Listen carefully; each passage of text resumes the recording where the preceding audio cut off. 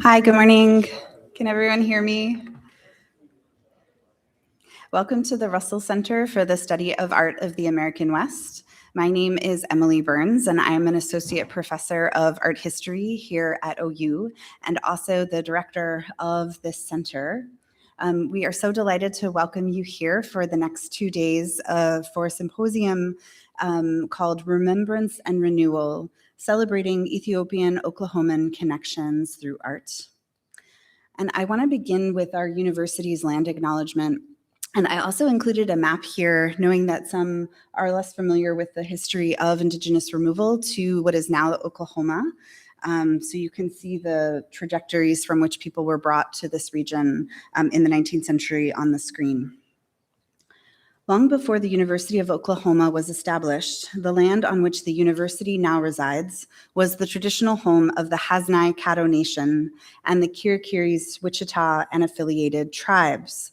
We acknowledge this territory once also served as a hunting ground, trade exchange point, and migration route for the Apache, Comanche, Kiowa, and Osage nations. Today, 39 tribal nations dwell in the state of Oklahoma as a result of settler and colonial policies that were designed to assimilate Native people. The University of Oklahoma recognizes the historical connection our university has with its Indigenous community. We acknowledge, honor, and respect the diverse Indigenous peoples connected to this land. We fully recognize, support, and advocate for the sovereign rights of all of Oklahoma's 39 tribal nations. This acknowledgement is aligned with our university's core value of creating a diverse and inclusive community. It is an institutional responsibility to recognize and acknowledge the people, cultures, and history that make up our entire OU community. This land acknowledgement is not an endpoint, but rather a perpetually ongoing marker, an invitation for us to consider how place carries layered histories. When I shared about histories of Indigenous removal to the place that became Oklahoma with Bekele Mekonnen during his visit to OU in 2025, he raised Gebre Kristos Desta, the Ethiopian modernist artist whom this symposium remembers and celebrates. And Bekele said quietly, "So Oklahoma is the home of refugees." Indeed, the tribal nations were moved into exile here in the 19th century, and further, this territory was also home to more than 50 all-Black towns in the period after the US Civil War for individuals fleeing segregation and Jim Crow laws in the Southeast. Other minoritized communities have also sought refuge and opportunity in Oklahoma. So in this arc of political refugees in Oklahoma, Gebre Kristos was not alone.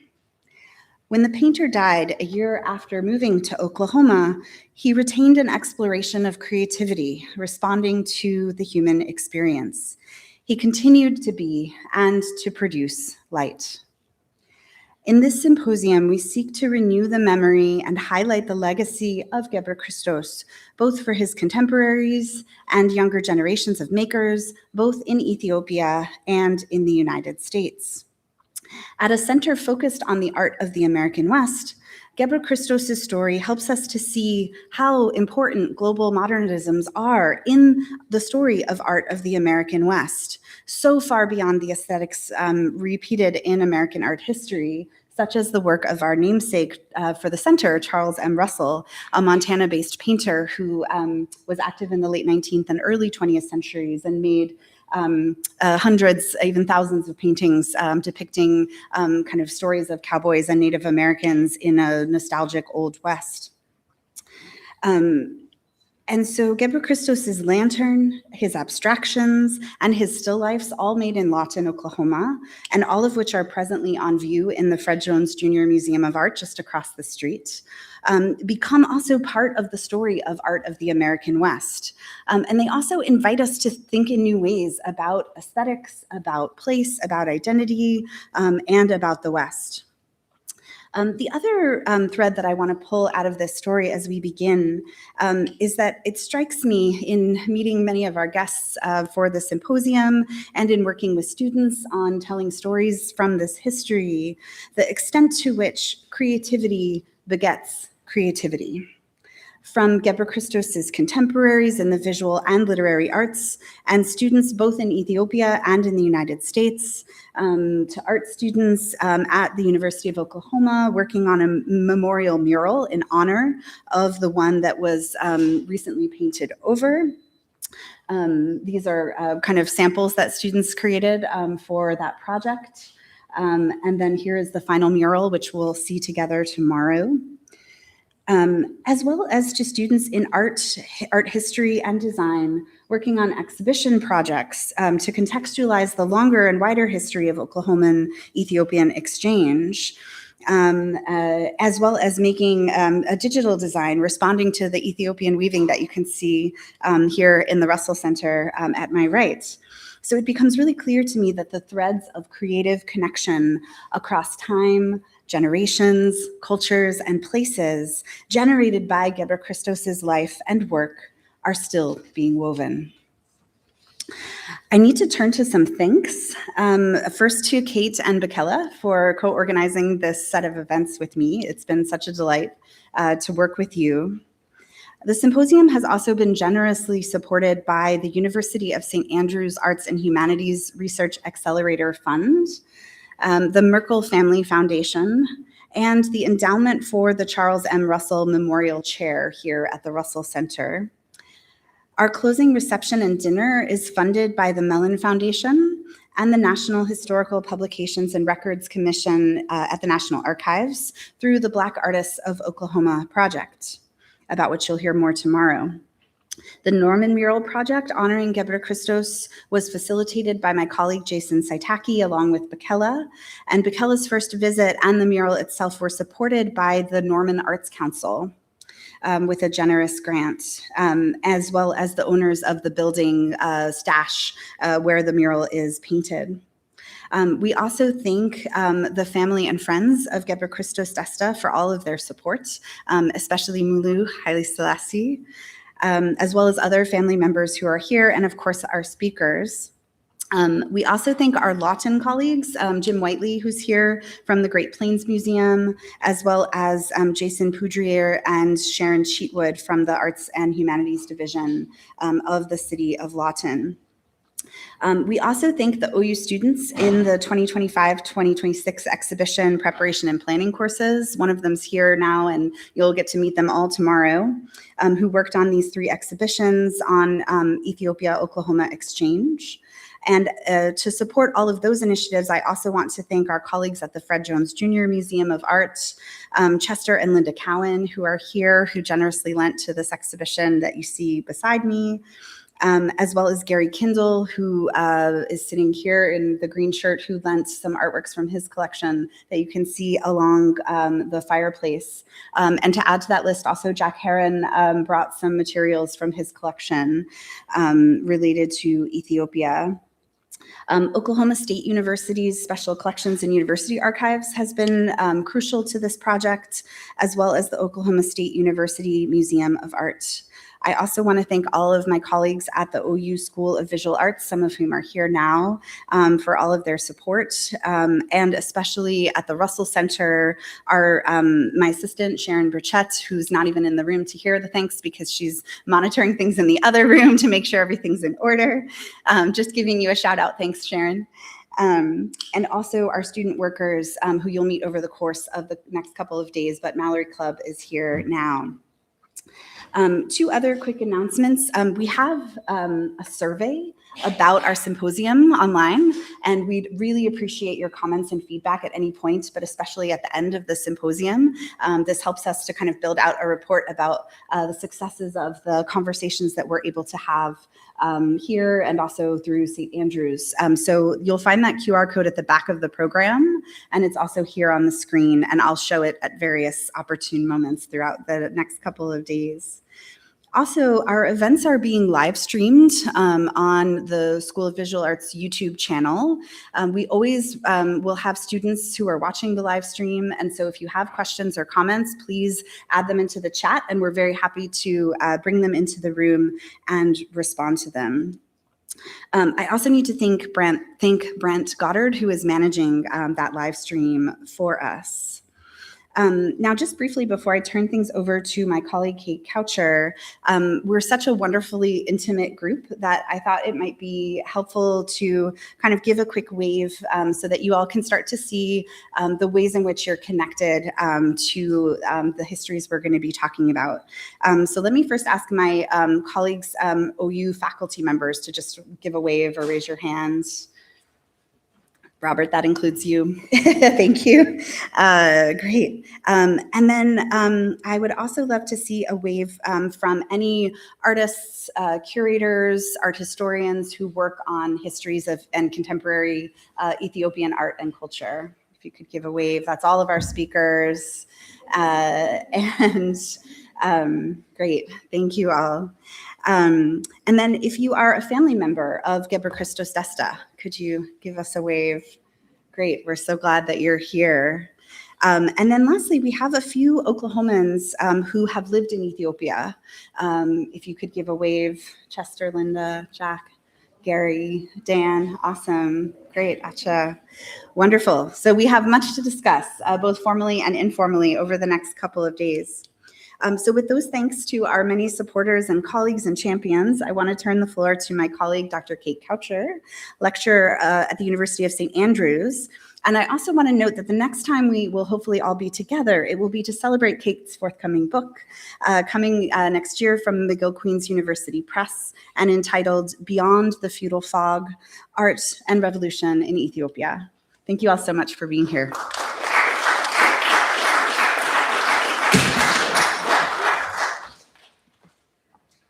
Thank you so much, Emily, for that very beautiful introduction. I will have far more informal remarks. But I want to start, first of all, really by thanking Emily and echoing her thanks to Sharon, who is in the room now and can hear us, warmly thanking her for the incredible work and hospitality they've shown in hosting this event here at the Russell Center. When I reached out to Emily 2 years ago, just on a whim with some madcap idea about trying to chase some tips I'd found in a newspaper.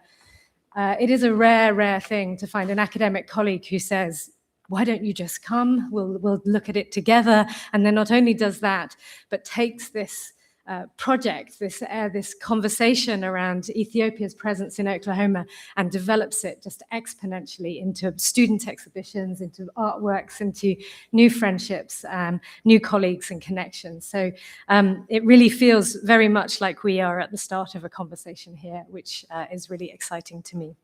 So welcome, and Kwandanaham Matachu. My name is Kate Cowcher, and as Emily said, I've come here from St. Andrews in the UK. As she mentioned and obviously showed with the hands in the room, we are a international group here. We come from near, from far, and from farther still. We have colleagues here from Norman, but we also have colleagues from New York, from Washington, DC, from North Carolina, and colleagues very specially from Addis Ababa who arrived just this past weekend. And this international, this kind of global gathering that we are part of is appropriate because the artist whose legacy we are honoring, Gebre Kristos Desta, who passed away 45 years ago, just 2 days ago, on March the 29th, came here to Oklahoma as a refugee, as somebody forced into exile by political tumult in his own and violence in his own country, and was welcomed here to the state. And his exhibition that he held in Lawton just a few months before he died was opened by Mayor Wayne Gilley of Lawton, who at the time thanked Elmer Robnett, the Catholic priest who had made this all possible, and said that he was so thankful that Reverend Robnett had brought an artist of the world to Lawton. So it is fitting, I think, that a global conversation is honoring his legacy. And that is a conversation that will, I think, include multiple languages as well, because Gebre Kristos was somebody who worked in multiple languages. Of course, his mother tongue, and we will hear, I think, some poetry in Amerindia later, but English, and of course, he trained in Germany as well. So as I say, this kind of multiplicity and this global celebration feels very fitting. one of the most kind of powerful things, I think, even from the early conversations we've had over the last few days, is how many stories there are still to come out. We're going to hear, I think, a lot over the next couple of days, and we have an extremely esteemed roster of colleagues. Some are students, some are contemporaries and colleagues of Gebre Kristos. We have his honored family members here, and we have those of us who have just become extremely enamored with his history and his story. But the point of this symposium, I think, is to continue to expand those stories. And I think what started this conversation and what has driven people like Professor Bekele Mekonnen to continue celebrating and developing new celebrations of his legacy in Addis Ababa is that sense that his story is not yet finished and that there is much more still to be said and celebrated. So just to add a couple of lines of thanks to Ethiopian colleagues who are not here with us, but who assisted in various ways or whose scholarship paved the way to the events today. I wanted to just name a few. So Mesai Hailelul of Addis Fine Arts was somebody who I spoke to on the telephone the day that we encountered the lamp painting unexpectedly in Lawton, and I was very grateful for his thoughts and expertise on that day, along with the curator Mifta Zaleka and the curator Meskara Maseged, all of whom I had long conversations with. We all, I think, would like to honor the late Professor Elizabeth Wolde-Georgis, who was responsible for organizing one of the first major celebrations of Gebre Kristos' work in Addis Ababa, when a large number of his paintings were returned from Germany. And they now live in the center that Professor Bekele is the director of. And then there are two people here in the United States who have assisted me, and I think a number of people in this room at various points in time. They are Janet Stanley, the former librarian of the Smithsonian National Museum for African Art, and Ato Fentahun Taruna at the Library of Congress, who was incredibly instrumental in enabling me to access newspaper clippings and other materials. So without further ado, I will just say thank you again for joining us. Thank you to Emily and the Center for hosting us and welcome. And we will move, I think, right away to our first panel, which features four highly esteemed scholars, Professor Bekele Mekonnen, Konjit Seyoum, Wendy, Kindred, and we will have an online presentation from the artist Wosene Worke Kosrof, who sadly cannot be with us here in person. So if I could ask our three speakers in the room to join us up at the front. Maybe we should do one at a time. Yeah. Okay, in that case, I will invite Professor Bekele Mekonnen, Professor of Art at Addis Ababa University and the Director of the Gebre Kristos Desta Center in Addis Ababa. Bekele, of course, is known to many of you because he came here to Lawton not that very long ago and has made a remarkable contribution in the development of the mural project that we will all get to see in person tomorrow. So I will hand over straight away to Professor Bekele.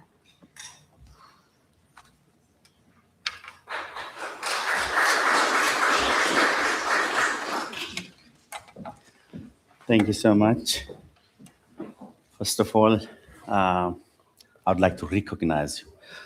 I hope you will join me in applauding to these two smart ladies, Dr. Kate and Dr. Emily, for their relentless, amazing job to make this day a reality. It's not an easy job. So I will try to be very brief. But raising a very important observation about yesterday and today concerning Gebre Kristos' productions. How aesthetics and then politics influenced the reception and interpretation of Gebre Kristos' works by the Ethiopian audience. As most of you know, as soon as Gebre Kristos came back home from Germany, he came with a painting style, more of abstract abstractionism. And almost all the elites, journalists, university students highly criticized him for abandoning the Ethiopian traditional painting style and replacing with that of the European style, abstraction. And by that, as if he betrayed the national pride. So this continued really until he left the country. He was criticized on various platforms, especially on the weekly newspaper known as Zaret Ethiopia.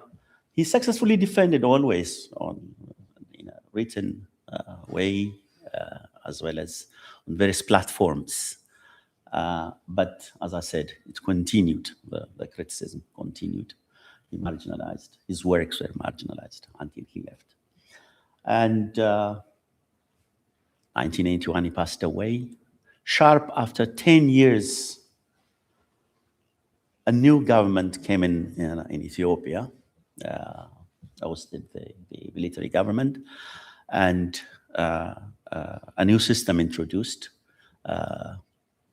federal system based on ethnicity,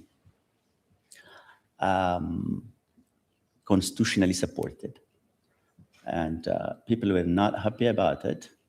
Of course, after years, the result was disastrous. People deeply divided across ethnic lines, religious, educational, social platforms, everywhere. People identified singularly.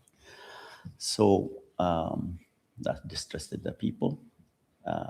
It was at this time that Gebre Kristos' work, once criticized and marginalized, became an object of consolation, a virtual, imaginative niche for the people to refuge, to get space in. His transcendental thinking and performance in his works,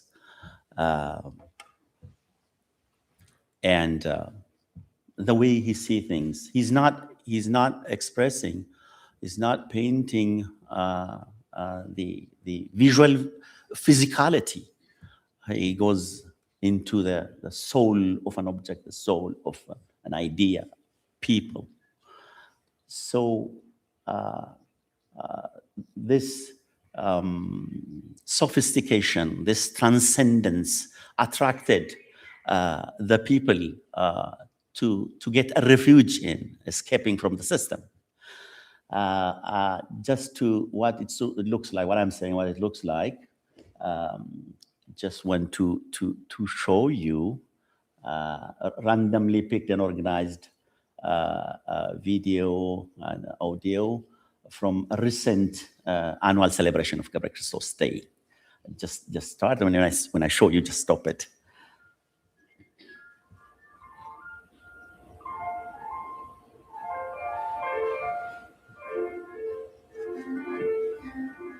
A month ago was a celebration of Gebre Kristos Day at the Addis museum.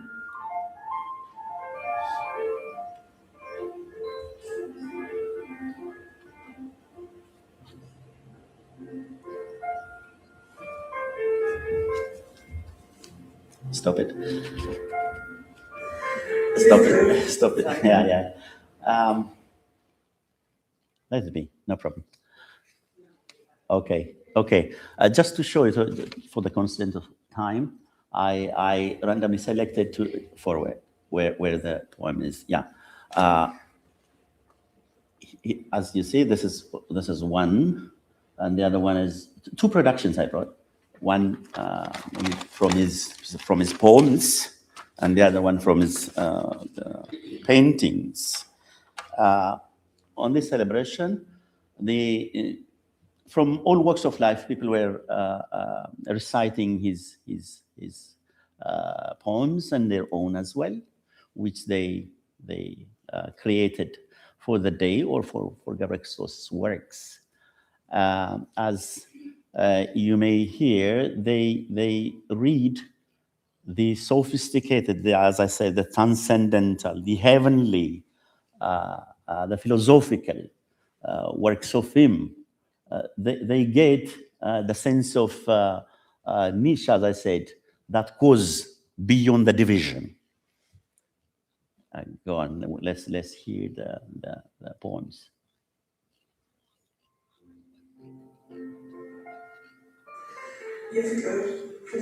The philosophy of love.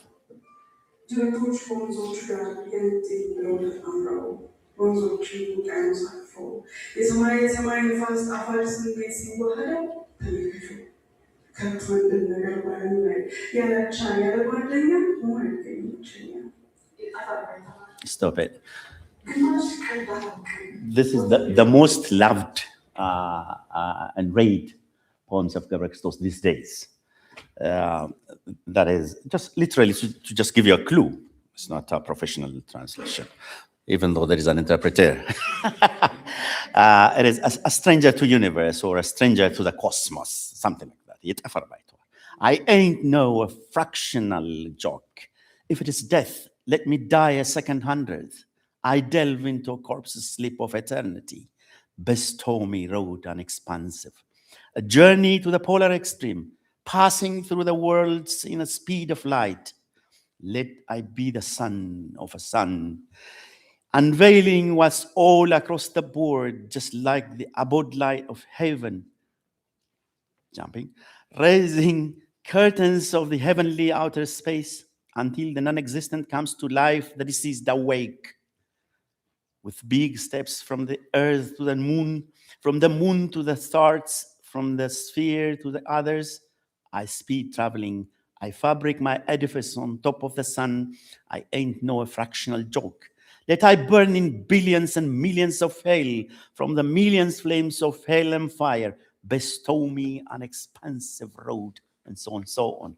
Such a transcendental, as I say, philosophical sense of his poems attracted and gave a refuge for the spirit of the people. Go on.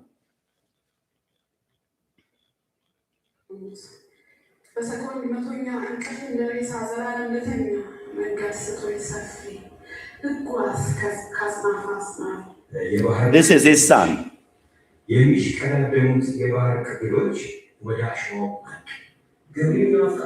Stop it here. This young man read a poem for Gebre Kristos, one of Gebre Kristos' poems. The title of this poem is I Miss Ethiopia, that Gebre Kristos misses. Good.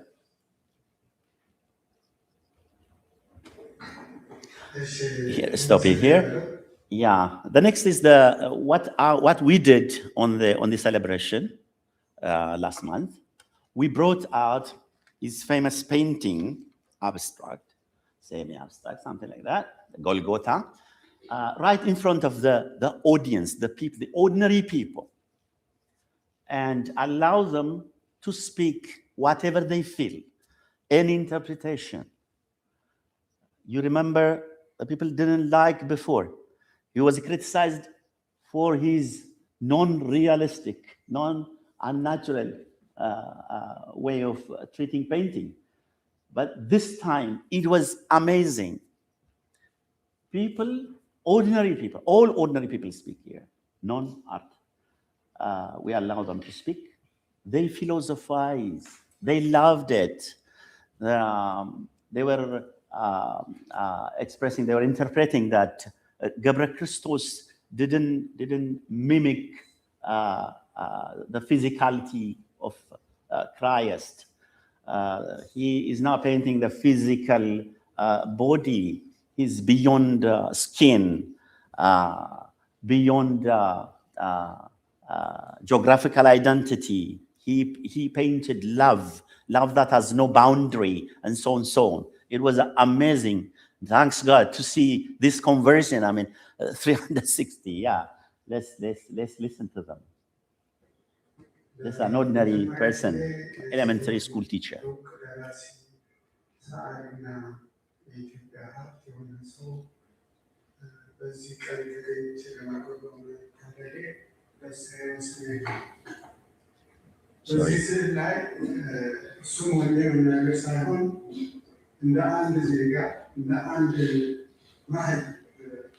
He says, I appreciate, I'm ignorant about art. I don't know anything about art, but I appreciate, I love it, and so on.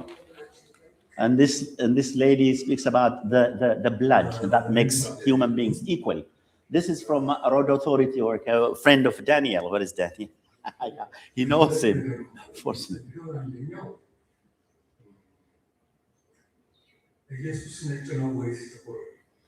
He says that there is a question that if Christ is black or white, but this picture gave the answer and revealed the answer that no one answered anywhere.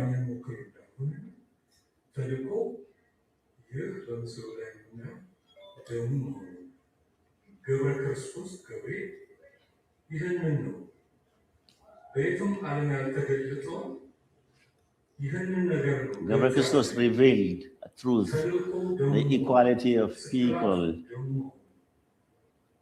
that expressed nowhere. እንግዲህ አንድ ሰዓሊ እንዳልሆነ ሰው As an ignorant person, this is what I can say.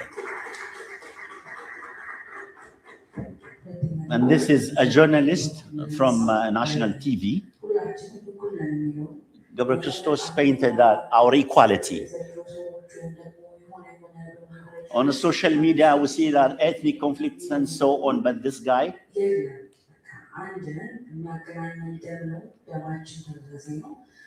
our blood is the same, so we are equal, no division, and so on. Stop it. This is a pop star in Ethiopia, in East Africa, we can say, Teddy Afro, wrote a wonderful poem for this Golgotha. He says the same thing, love without boundary. We cannot, Gebre Kristos denied us to identify as a Ferengi or as a foreigner, neither as a foreigner, nor as an Ethiopian. So he painted humanity. You see how interpretation changed. Let's listen very short. እንጨት አመሳቅሎ ዳግም ክርስቶስን ጨርቁ ላይ ሰቀለው። ቀራንዮ ሆነ የወጠረው ሸራ፣ ጎልጎታ ሆነ የወጠረው ሸራ። አሁን እስኪ በስል ስቃዩን ያስቀራል። የቆዳው አይነቱ በደም ተከድኖ ዘሩ እስከሚጠፋ እየወጋ ጻፈው፣ እየሳለ ወጋው። ዘሩ እስከማይለይ መልኩ ዝም ብሎ ደሙ እስከሚናገር የትም ያለ ፍቅር እንዳይኖር ሀገር እንዳለው ፍሬንች እንዳለው ጥቁር እንዳለው ቀይ በመስቀል ላይ ሞቶ ያየው ስቃይ በቆዳ በቀለም እንዳላሳንሰው በደም ተሰቅሎ ሰው ያዳነው ሰው። So how interpretation changes through time and system. The attitude of the people totally changed in front of my eyes.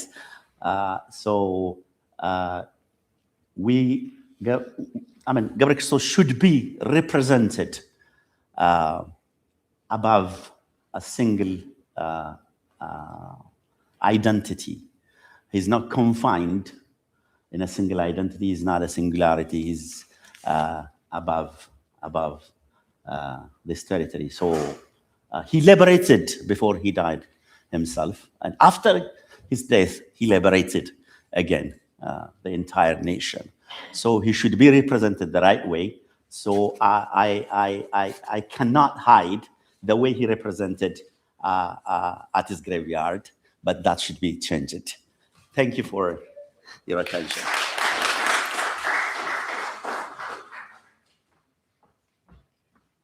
Thank you so much, Professor Bekele, and what an absolute treat to have footage from Addis Ababa and to see those live kind of critiques and responses.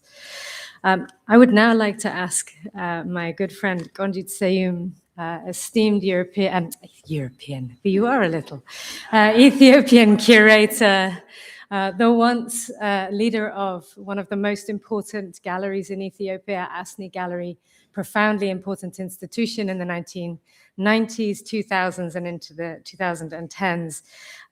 Konjit is a scholar, a writer, a curator, and an artist herself, and I'm thrilled that she has joined us today for this event. Konjit.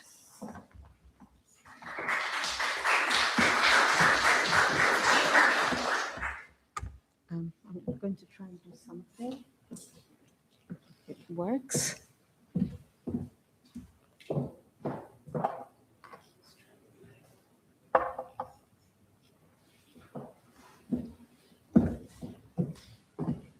Thank you, Kate. Thank you, Emily. Good morning, everyone. The piece I'm going to read is entitled My Response. Good afternoon to you, Gash Gebre, whom I meet for the first time in person. Yes, in person. I'm standing here in front of you because you called. No, you don't call directly. You don't need a phone. You don't need to write either, nor raise your voice. You are the call, and I am here in front of you on a Sunday afternoon, March 29. And I say,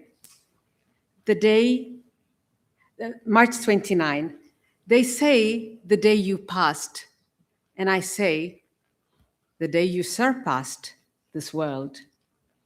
To wait in silence until you're done with choosing, arranging, and rearranging us all to compose your new life symphony.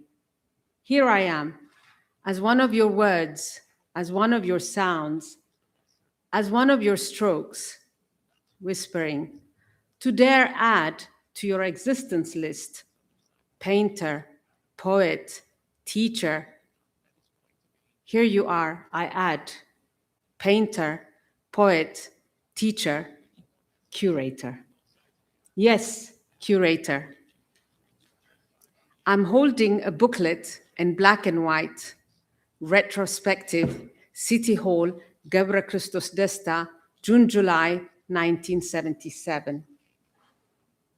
Gebre Kristos Desta, ማዘጋጃ ቤት ሰኔ 1969 አጠቃላይ ትርኢት በትርኢት አዳራሽ. Every page is curated by the head of exhibition and design, you. I see 61 works listed, a retrospective from 1938 to 1977, but my eyes keep jumping to the year 1974. Crystalline, 74.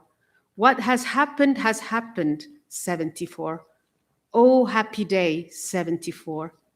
Floral, 74. Underwater flowers, 74. Gradually, 74. White accent, 74. Love, 74. Come September, 74. All before May, all before, and I realize they are created pre-May 74, pre our revolution. So I walk once again slowly through the list, more carefully now, and stop by the ones dated 1977. Rainy day, 77. Once upon a time there was a sunset, 77. Face of a worker, 77. To the market, 77. Soul Father, 77. And then comes It Happened in Wallo, 77. A series composed of, I read, Mother Ethiopia, the drought, dust to dust, to be or not to be, shelter for the hungry, sleep, sweet sleep. And this time I realize we're in the middle of terror, war and hunger. Terror as in red terror, war as in war in Ogaden, hunger as in starvation in Wollo. Then the last piece is number 61, titled Bird in Flight, Aqua Tinta, 34 by 24 centimeters, but undated. The only one without a year. A bird in flight before your own. Thank you.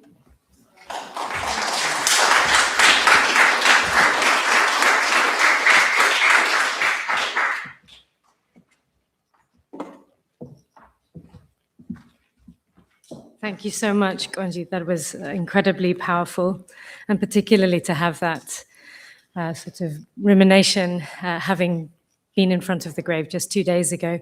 Konjit has brought with her the booklet curated by Gebre Kristos for that exhibition. It's an important archival piece, and I know she will be very happy to share it with any of you that would like to look a little closer. But yeah, well, that's very kind of you to pass it around now. So, but she would definitely like to take it back to Addis with her. So, thank you so much for talking us through that incredibly powerful list of artworks. It's remarkable, I think, also how even without the artworks in front of us, this is where the poet comes in. The titles do so much to convey this incredibly traumatic transition. I would next like to introduce the esteemed Ethiopian artist Wosene Worke Kosrof, who would very much have liked to have been with us today, but unfortunately with his wife Patricia Derubo, it was unable to be, but has very kindly recorded a presentation for us to all enjoy. Wosene is known to many of you, and thanks to Gary Kindle in the room here, I'm not seeing him, Gary has in fact brought 2 of Wosene's works over there that you can see, Masks of the Healers, and is this the new alphabet? I can't remember the title on the title, the print with the Fidel on the left there. So you have 2 works by Wosene that you can enjoy after this panel. But for now, we will listen to Wosene's comments recorded in California, and I hope that perhaps he's listening in online as well.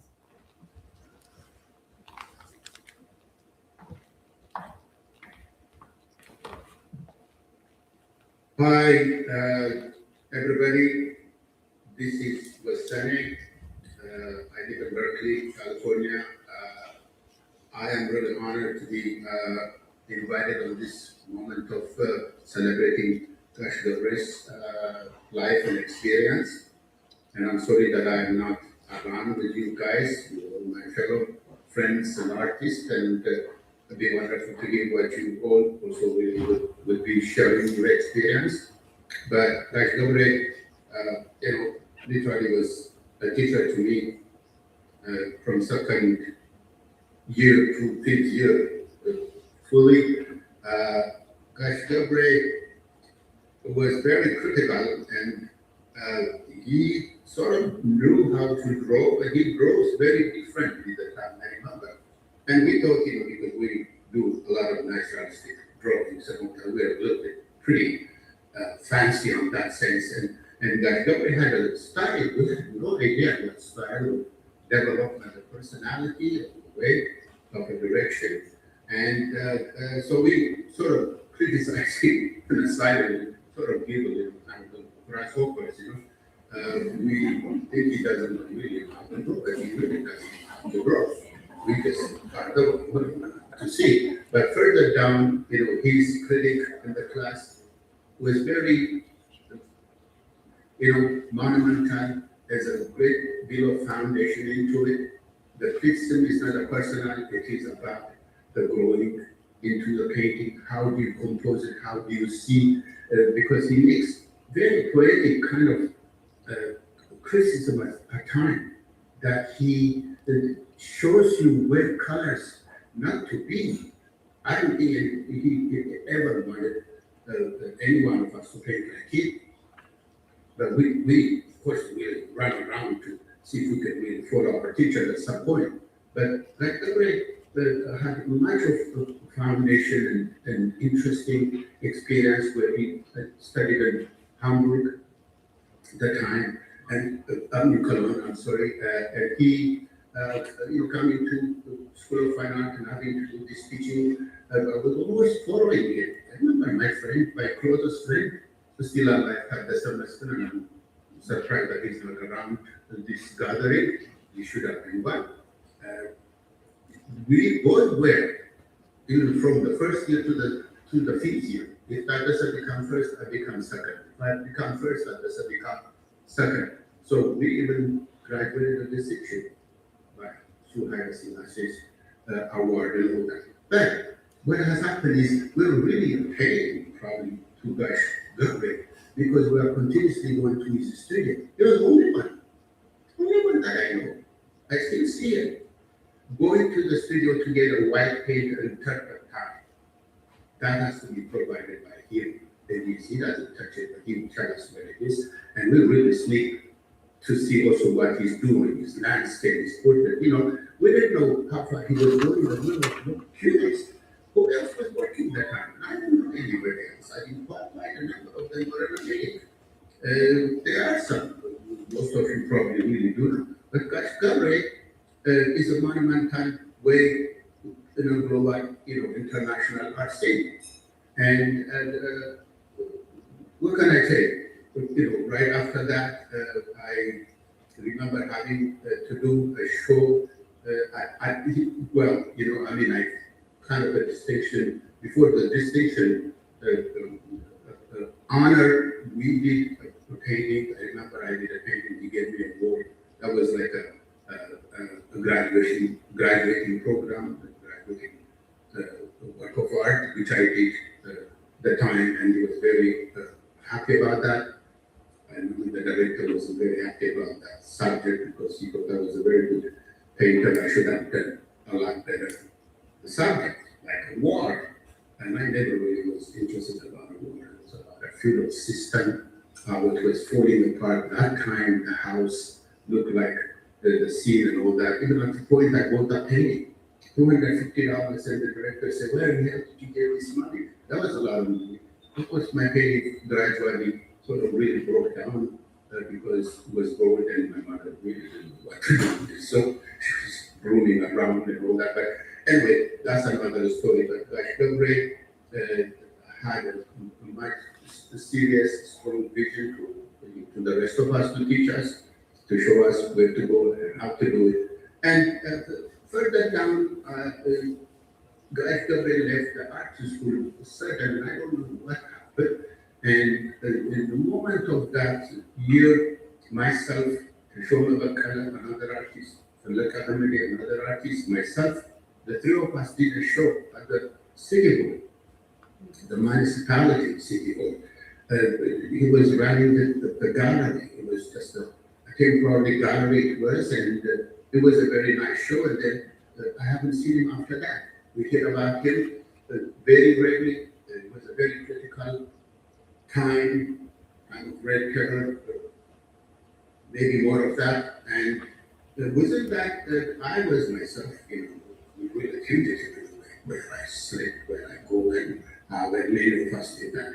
And the art world also came out to be alive by that, and a whole different socialism, art, and all that. I never was a participant to that. I don't regret or anything. I don't like to do anything to anybody by force or by choice or by religion or by anybody. I don't do for a friendship. I do what Wosene would really feel to find a way to do. I grew up poor. My mother worked hard to raise me and my brother Mulatu, who passed away many years. But Gash Gebre, during the time of what I heard, right, my second trip to Kenya, I had a guy named Elimon, who was a gallery owner in Kenya. The second time, I was already left on the way to the United States. So I wrote a letter to Elimon to see if he would ever invite Gebre Kristos Desta to come to Kenya. That was the way that I thought he would be out before they do any kind of damage to him. I'm sure he suffered greatly. He must have suffered greatly. I suffered, many of us have suffered. But after that, after a year or something, I heard that he's in Oklahoma. And so a friend of mine who lives in Texas gave me a phone number. And I said, how the hell did you get this? He said, I live as a teacher at Worke. He's in Oklahoma. So I got the phone and then I called him. I used to live up on 16th Street. And I called Gash Gebre and I said, this is Wosene. He kind of recognized my name. A little bit, I said, if I was your student and this and that. He said, oh, yeah, how are you? It doesn't sound very pleased, happiness in him. It seems the way the sound comes out of him. I said, Gash Gebre, would you like to come to Washington, D.C. and come and live with us? I said, I thought that was kind of crazy, probably. Started laughing later on, I'm not sure. But that was what I meant I wish you could come there because I didn't know how his life was, and I felt so disappointed and sadness into the moment. I mean, it's his life. Every one of us have our own life. But we have to speak clearly, good and a good face. Let's talk real things. Let's celebrate and save what we have. We have plenty of things that we can save and that we can teach. Not here, oh, you're my friend, oh, he's my friend, Bekele is my friend. No, let's make some sense out of it. I think with that, we have to honor Gash Gebre for his coming forward to literally introduce an abstraction into the country. That's what we doesn't really know how to go, but it was a direction. It was a direction we didn't know now.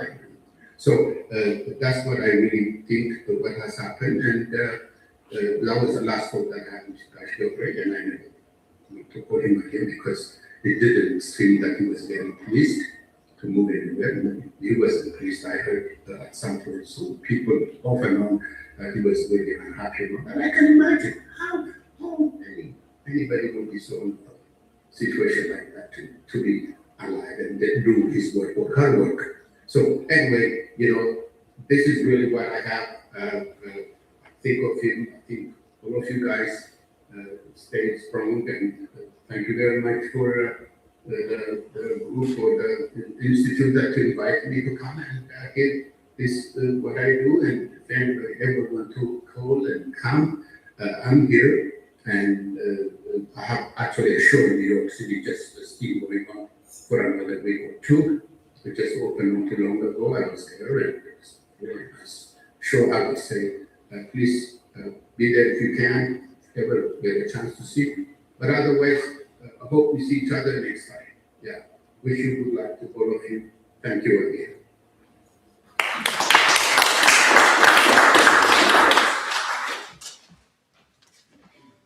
Thank you, Wosene. I hope that you are joining us online. We're really grateful to you for sharing this.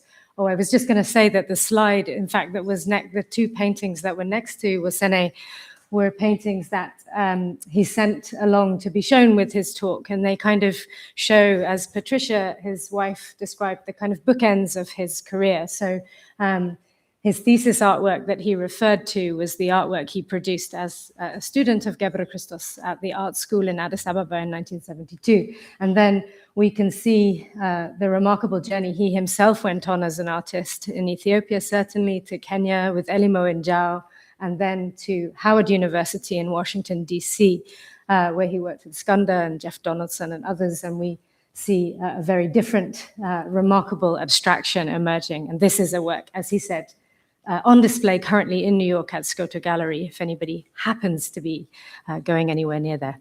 Yeah. Yes, they have.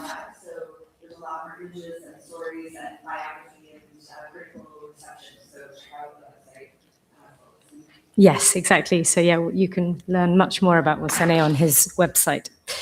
I would now like to invite Wendy Kindred to join us up here. Wendy, we are thrilled to have with us, is Professor Emeritus from the University of Maine. Wendy is also a former colleague of Gebre Kristos Desta's. She taught at the art school in Addis Ababa in the 1960s. Some of her students, in fact, are here in the room with us as well, and we're really thrilled that she was able to come to Oklahoma and contribute to this conversation. So, Professor Kindred.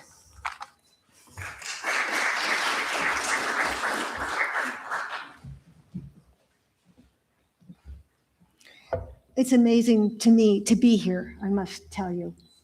I went to Ethiopia at first when I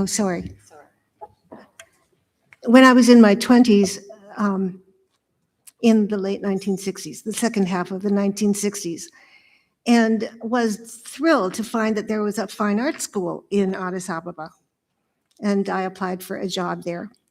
The reason I went to Ethiopia was for my husband's job, not for mine. But I was hired by Ato Alafelaga Salam. That was a lot of fun.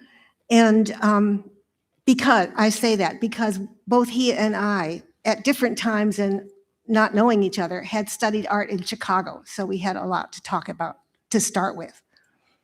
But I was hired initially to teach art history and English, neither of which I was particularly prepared for because my field had been painting and printmaking. But I was very glad to be at the Fine Art School. Wosene, by the way, was a student at the time, also Asha. So it's wonderful to see them grow up, you know?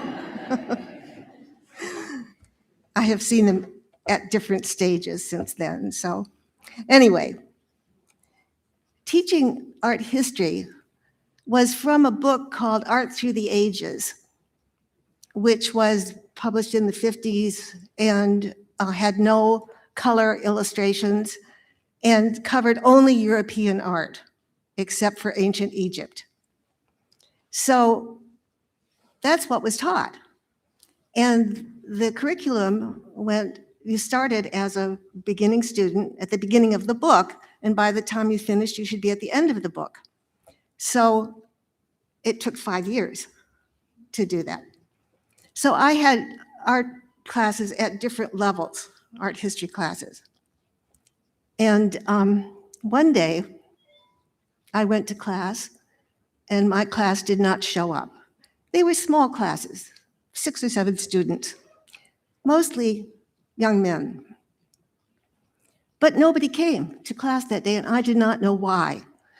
And I waited a long time, and then I went for a walk around the grounds of the Fine Art School. And I passed a door that when I had passed it before, had always been closed, but that day it was open. And it was the door to the studio of Gebre Kristos. And I knew him. I mean, I knew who he was, but we rarely had crossed paths. And when we did, we just sort of nodded and, made some inarticulate greeting and kept going. So this day, the door was open and he was in the doorway and he motioned to me to come in, I was thrilled because I knew who he was and I knew his reputation. I knew he won the Haile Selassie First Prize Trust and so on. So he was an important figure to me. So I went to his studio and I stepped inside, and there were grouped in the corner all of my students, the ones that I had been waiting for in class. Of course, they were his students as well, but at that moment, they were my students. And I really did not know what to think of that. But Gebre Kristos, so what I want to say is this situation has been unforgettable to me, but it's not an important situation. It's just stuck in my mind because of this view of going in and seeing all of my students there. But Gebre Kristos said, well, your students have been very unhappy about the last assignment you gave them, and they didn't know what to do about it. So they've come to me and been talking to me about it, and I understand their difficulty. And so I'm offering to mediate this situation. Well, I have to tell you, I was married to a law professor. So the whole idea of mediating something seemed to me to be a semi-legal situation. And also, I didn't know until that moment that there was a problem. I thought some unfortunate external event had happened to my students. So I was very nervous, and I honestly do not know what I said then. But reconstructing it, I said something like, "Thank you very much, but no thank you." And I hope I said, when the students return to class, they can tell me what the difficulty is and we will resolve it. But I'm sure I didn't say anything as straightforward as that. In any case, I did say no thank you, and I left. Well, I have had 60 years of being able to rethink this when the occasion occurred. And this is a big occasion for it, because the upshot was that it created a distance between us, or it made it difficult to close the distance that had existed. So we were always civil to each other, but we were not, could not say friends.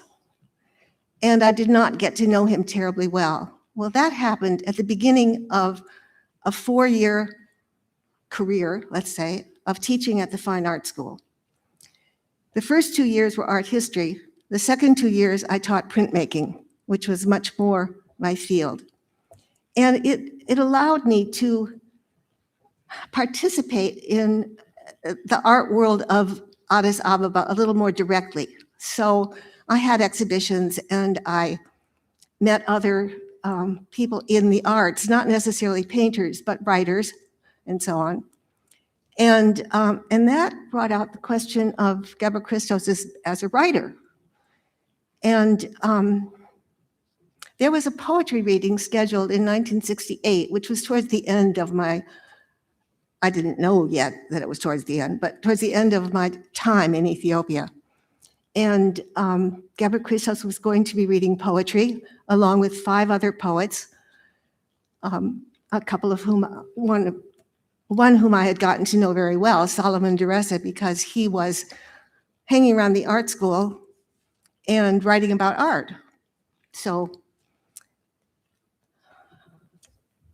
I thought, oh, also, I had a little odd side job. I illustrated for a new magazine called the Addis Reporter, and I also wrote an occasional column for an English language paper called Voice of Ethiopia about something happening in the arts in Addis Ababa.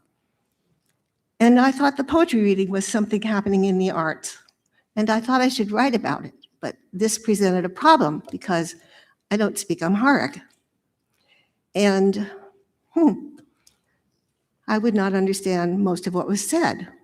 So I was talking to another writer, Sebhat Gebre Kristos, who was not a poet, but a writer. And he said, okay, let's go to the poetry reading together. And I will tell you what's happening. I said, okay, that sounds like a good idea. When we got to the poetry reading, the hall, Ras Mekonnen Hall at the Sidis-Kilo campus of the university was packed. It was hard to get in. We were pressed against the back wall, the 2 of us, and it was mostly men. So I was very glad to have a companion. In any case, I saw, first of all, the noise level was enormous, like a football game. The audience was active, cheering, commenting, and so on. I had never been to a poetry reading like that. And when they began to read, it was like audience participation. They would, cheer them on and so on. So I could witness that, but not understand a thing.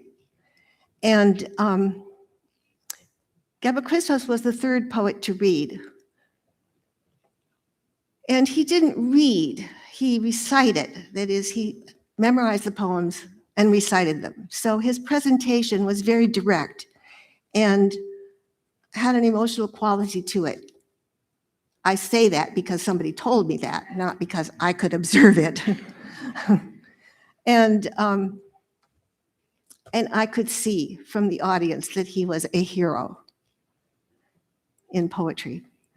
I'll tell you, painting, anybody's painting, has never gotten a response like that, because painting doesn't invite noise, sound. Anyway, I thought, oh my goodness, I had no idea. But somebody explained to me at least one poem from that time was about painting. And in that poem, he had used words like free-floating words, not attached to the line, here and there. the way a painter uses a brushstroke. So that when you paint, you don't just start at the bottom and end at the top or vice versa. You're painting all over, you know, a little here, a little there, a little there, looking, seeing how it grows. And he was doing that with words. And little by little, then the image grows in the mind of the beholder or the listener, so that there's a level of participation that often poetry doesn't elicit. In any case, I thought, oh my goodness, what have I missed? And that's from the beginning to the end of my time in Addis Ababa. It brackets my experience with Gebre Kristos, which had kind of not evolved very much. But of course, afterwards, when I came back and things happened in Ethiopia, and a lot of people, including people who are here, came to the US, and I would see people and I would learn things. And so my experience of anything that I did in Ethiopia did not stop when I left. And it has bounced back here big time. So my real feeling about being here is that it is my second chance to get to know Gebre Kristos a little bit better. And I am looking forward very much and appreciating everything you have to say, because there's a lot I don't know. And I'm very grateful to be here. And thank you very much.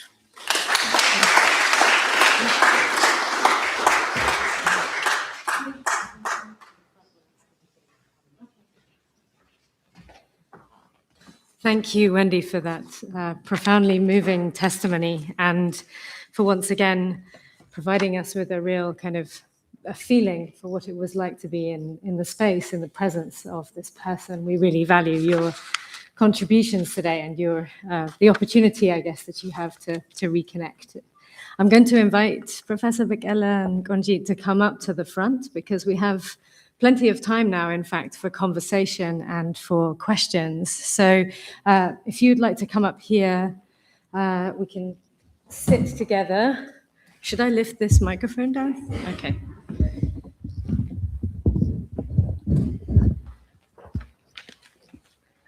I understand from Emily that for our colleagues who are joining us online, are you cold, Konjit? It's a little drafty.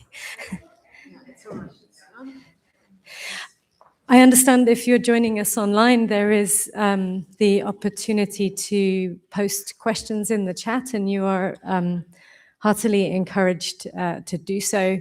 And the hope now is we have, as I say, plenty of time for some conversation extending out of these three presentations that take us both back into the 1960s and the kind of lived experience of being in the room with Gebre Kristos performing, right through to really not very long ago at all, where we have people in Addis Ababa speaking, in fact, directly, responding to paintings in ways that seem to recall the poetry kind of responses. And from Konjit, of course, we have this wonderful new way to think about Gebre Kristos as a curator. And Wosene also provided us with some insight to that too, because he reminded us that as well as curating his own retrospective, in the early years of the Derg period, he was heading the City Hall Gallery, and he curated exhibitions of his students. So Wosene Kosrof, Laka Armide, Teresa Mesvan, Shetuturuna, all of these people received exhibitions and showcases from him. So thank you, Konjit, for reminding us that amongst all of the other things that Gebre Kristos was and continues to be, he was a curator. I will say we can open right away to questions. I can certainly ask some, but if people have questions immediately. Dan, you have a question. Fantastic. Yeah, wonderful.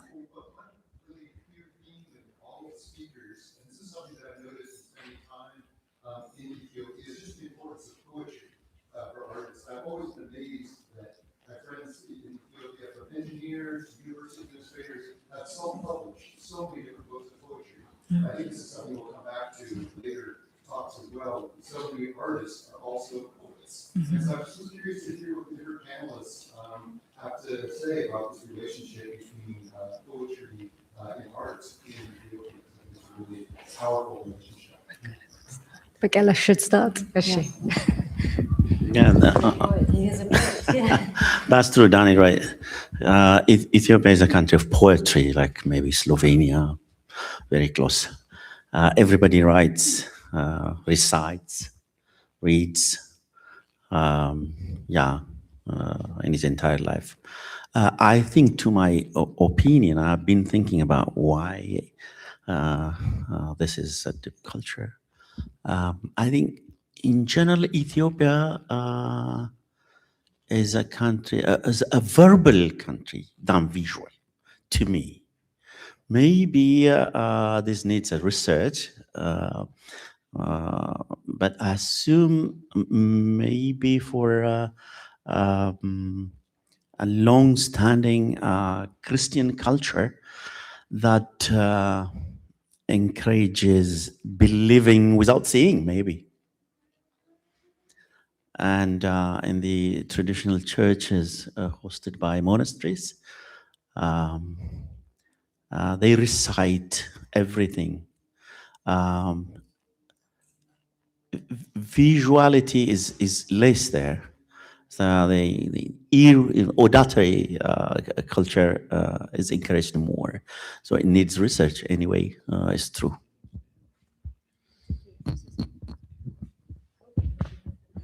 I just like to say, for Americans, there are a lot of things that are assumed, and visual culture is part of that.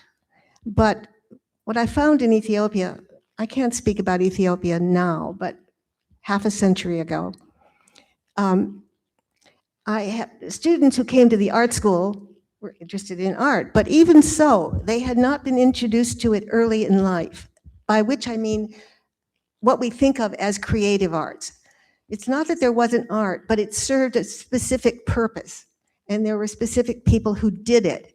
So, for instance, church paintings, you trained for that, and so on. But you were not encouraged, it's not that children don't do this anyway, but you're not encouraged to be personally creative.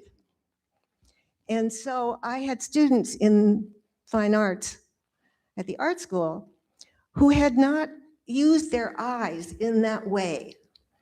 And so, for example, when I was teaching printmaking, picture this. One student wanted to do a woodcut, it's only black and white, of a priest holding his hand up, giving a blessing. Well, when you put your hand in front of your face like this, it's very hard to make a design out of this in black and white in which you will see both the hand and the face, because. So I suggested he move the hand over a little bit so that you could see both the hand and the face. And that created a dilemma because that's not the way you do it when you're blessing. And to turn him sideways or in some other angle would miss the point. So it's a problem. But it has to be solved in the arts in one way and in speech in another way, or in real life in another way. That's the kind of dilemma you run into if you're primarily oriented toward speech and not vision or visual things. So that's my brief take.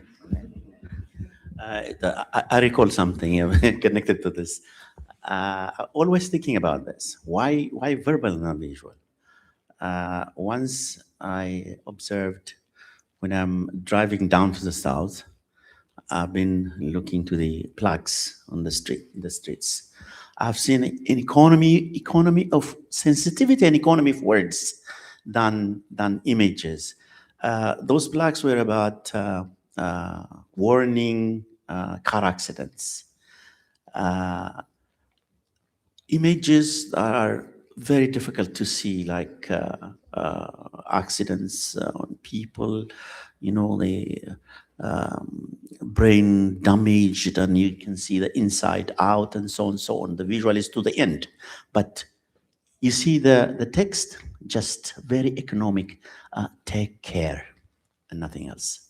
See, you can see, like, when I'm driving like 500 kilometers down, same thing, the economy of words, abundance of visuals. It's a thought that came to me right now through this question. The visual has purpose, it was just said, and usually it has to do with religion and spirituality, and it's only certain people who can do it, and it's through them that those spiritual and faith and everything happen, whereas I think word is accessible to everybody. I mean, I know only Amharic, but I'm sure, like, you know, there's the Guz, the Tigrinya, and the other languages. But I think it's a common thing. It's a community thing. We always exchange it. And we feel, I think there is that freedom too, to express. And then the structure of the language, the wax and gold, and then the double meanings and the layers, make the words poetic. We never have to say things directly, so they become beautiful. And I just wanted to add this. I think it has to do with abundance and accessibility, but knowing how to form it and how to use it. I would just add to that with you, since you mentioned wax and gold, that there's that very famous interview that Gebre Kristos does in the 1960s in African Arts magazine, where the interviewer is really pushing him and saying, oh, you must paint in a wax and gold kind of a way, Samana Worke, referring, of course, to Kene sacred verse, which has, you know, the overt meaning and the hidden meaning, and, you know, a very, as Konjit alludes to, a kind of very esoteric poetry practice, you know, known and developed only by people who are sort of in the knowledge. And I think it's really interesting in that interview because wax and gold often gets kind of thrown around as a very easy metaphor for abstraction, you know, that there's an immediate look and then there's a hidden meaning, and that somehow it seems straightforward, and there seems to be nothing straightforward about Kene. I can't even begin to wrap my head around what Kene is. And so in that interview with Gebre Kristos, he actually says, well, if there's wax and gold, it's accidental, it's not intended. So he wants to, I get the sense he doesn't want to have an easy kind of assimilation of poetry and painting. The two are not, so you can't just take a metaphor from one and apply it to the other, or they live in complex relationship to one another, I think, so from my reading of his words. So. May I add? Yes, of course, Professor. And then we have a question here we come to. Yeah, what you just said is very, very important for us to understand that when he was asked at one time as to what his choices of creativity would be when he takes a subject into account, and he said, you know, there are times when I feel like expressing it with words, and there are times that I express it with colors. So it is, you know, it could be a sunset, and I can really paint it, but I can't, because the emotions and the kinds of output that comes from my seeing, my being exposed to it may not allow, but I could express it with words, which is one very important distinction. I have to also take this advantage because I may not have an opportunity to talk when I talk this afternoon. Wendy said that moment when you went to Ras Mekonnen Hall. That used to be crowded almost on a monthly basis. There were a certain amount of writers, people you met, Solomon, Baal, Girma, Seyoum, quite a few. Now, Gebre Kristos, as a teacher, did not just teach us in class. As soon as we finish in the afternoon, about 4 o'clock or so, he will put us in his Volkswagen, about a few of us, and he takes us to the university, the Creative Arts Center. A friend of his, Desta, was the director. And Haile Gerima and the two famous actors who were very friends, Wagayo and Ababa, who just died not long ago, were the ones that are acting at the Creative Arts Center. So he would tell us to come and observe when they do theaters. And then at the Mekonnen Hall, when there is the poetry reading, he insists that we be present. So he said, art is not just simply learning how to draw or paint.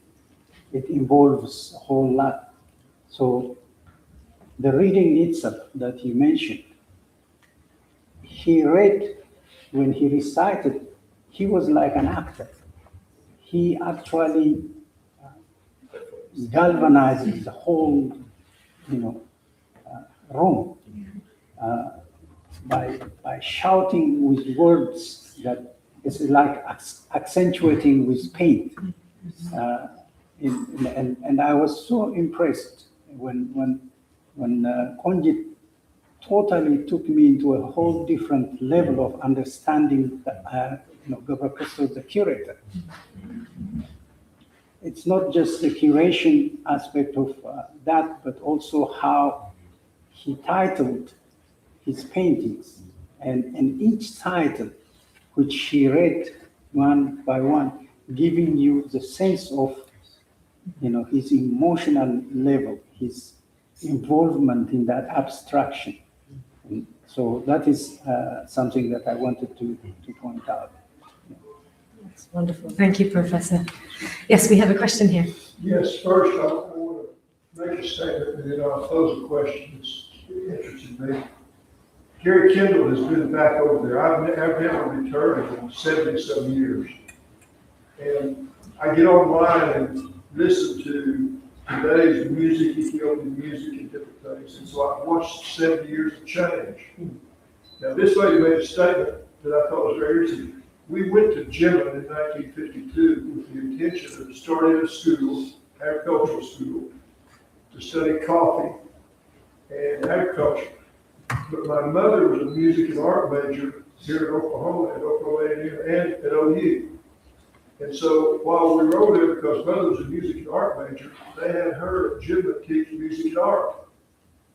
Well, I'm a stamp collector. Through all the years, I get letters and stuff from our former students, many of whom now everybody's died. I'm one of the few left.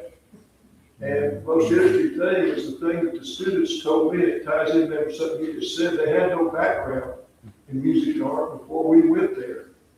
And now they say, or they tell mother, told her with letters, the thing we miss the most are your music and art classes. Because it was something that was new to them, and they really took off on it. And so that was something I find interesting in your statement, because these letters, I've got letters after letters where they say we really miss the music and art classes. But what I would want you to answer now, the question I asked you, what over the 70 years has been the change? The music and stuff has changed. It's interesting to me to get on there and know the music of when we were there, and to hear what they're doing in the music now. So what's bringing about the basic changes? Does that make sense? Can you make a statement on that?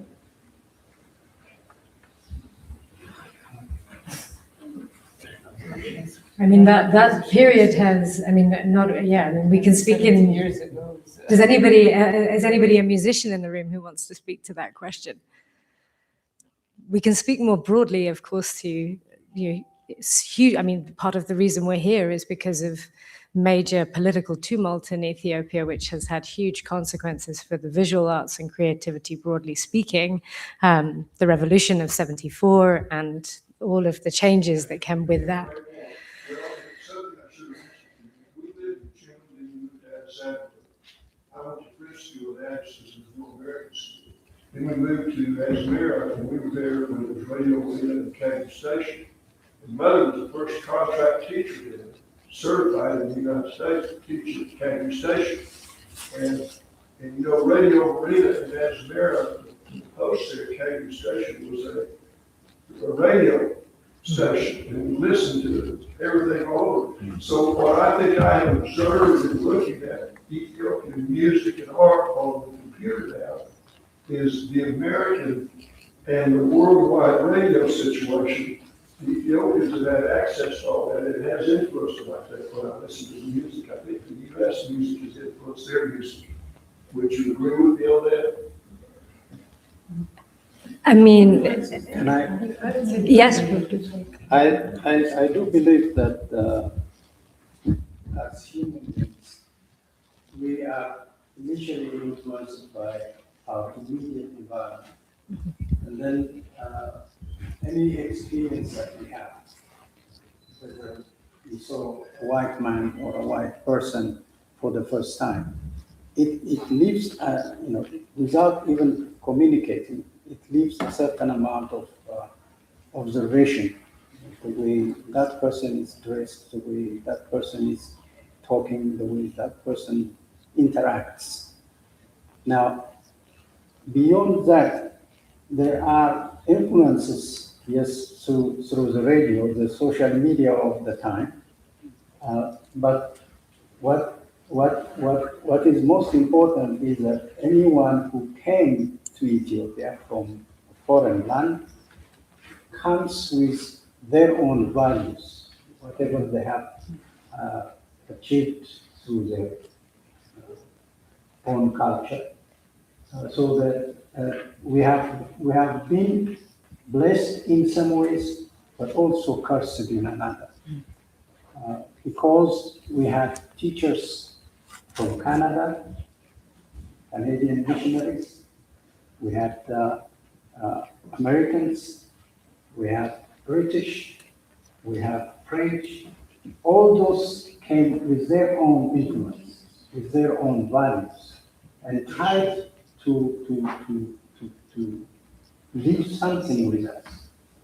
We absorb it as much as we can, but also it allowed us to keep a certain sanity by being Ethiopian, insisting in becoming Ethiopian. Otherwise, we would have gotten lost. And in fact, to a certain extent, when I say we are cursed, it's because of the education that we have received from all around, that we have not been able to actually progress politically or otherwise in some cases, because we ignored what we already had.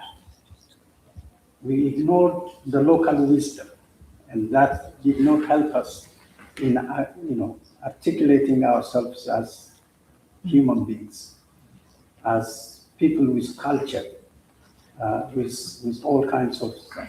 But we are still persisting because there is a very strong culture that keeps us going. I'm just a little bit afraid for the new generation. I mean, Gebre Kristos in that interview says, though, that to kind of romanticize some sense of a pure Ethiopianness fails to acknowledge that Ethiopia has always been international, has always been in the world, engaging the world, influenced by and influencing the world in its stead. So Haile Selassie in the 60s had this profoundly internationalist outlook, whereby he came to the United States and gave a speech in the Congress in which he said, I'm not going to tell you about Ethiopia. You can come and visit. The jet will bring you in a day now.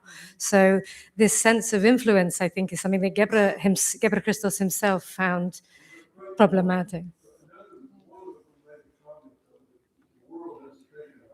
made a point in my life, every National Geographic article ever written about Ethiopia. I've gone clear back to 1898. the most true accounts I've ever read, the Russians were there in the 1800s. The Russians spent a lot of time in Ethiopia. They've written great accounts. We had a veterinarian here in Norman whose name was Ken Walker. I don't know, Gary, whether you knew Dr. Ken Walker or not. Well, I spent a lot of time talking to Dr. Ken Walker, and he was Haile Selassie's vet for like 7 years. And my mother edited Dr. Ken Walker's books and stuff. And he wrote one of the best accounts that there is, true accounts of telling it. But another statement was made that a lot of persons don't know. Christianity probably began in Ethiopia when we get right down to it. So one of you mentioned that Christian influence has had some influence over there. I thought that was very interesting. Thank you very much. I think, Konjit, did you have something else to say quickly? And then we... I just wanted to make a very obvious statement, which that the means of transmission of any art form is critical. And music, the technology of sound, made it available everywhere. And so it became international easily. And so it's not just Ethiopia, America. It's much broader than that and much more intricate than that. That's all. I just wanted to add, I mean, I intentionally focused only on this booklet prepared by Gebre Kristos himself for his own retrospective exhibition. But in generally speaking, I'd like to acknowledge Shatut Runach, because we had a lot of discussion, and then even with Desta Mespin, I've had that. And then there is the archivist Andreas Taklu, who kindly gave me this as a gift 3-4 years ago. And this morning I was saying, this is Gebre Kristos doing, you know, he knew like in 3-4 years time I'd be here. But I wanted to add, one of the things that Shatu told me was, while he was a teacher, Gebre Kristos had organized an exhibition of 7 teachers of the school, and he was the one who organized it. And, you know, in the current language, we would say he curated it. And then there is his retrospective, and also the exhibition that Wosene mentioned, and also the exhibition of his 2 former students who were Desta, who was working at the time at the National Theatre, and Shatu at the Hager Fikr. And he was the one, according to both of them, who pushed them to have their exhibitions. And they have this story that they were, for the opening, they were not there because they were traveling to Russia for higher education. And it was at the time of the Ogaden War that started, and artists were asked to prepare propaganda posters. And so Desta said it was, because he was leaving in the morning, it was Wosene who finished his. And he told him to go back home because they were working through the night and then they were leaving in the next morning. So Wosene offers to finish Desta's share, and they leave. So when the opening happened, they weren't there. And when the exhibition finished, it was Seyoum, what was his name? The art historian? Seyoum, who had offered to take responsibility for the artworks that were left. And Desta told me that some works were sold, and he knows that some works were sold because his mother, through Seyoum, got some money. It was sent to her in Desta, I think. I just wanted to add these anecdotes, that's all. Thank you, Konjit, so much. This adds yet further texture to these histories, and great to have these names as well emphasized. I think there were questions in the room, but we have one online, and I would like to share that. It comes from Professor Raymond Silverman, who I know is known well to many of you. Ray, if you are watching, there are many smiles in the room right now at the mention of your name. So Ray writes, thank you all for your wonderful presentations. Can any of you speak to Gebre's approach to teaching in the visual arts? Did he employ a particular pedagogical method, and was he an effective mentor? Acha is in the audience. I think we hand the microphone to him.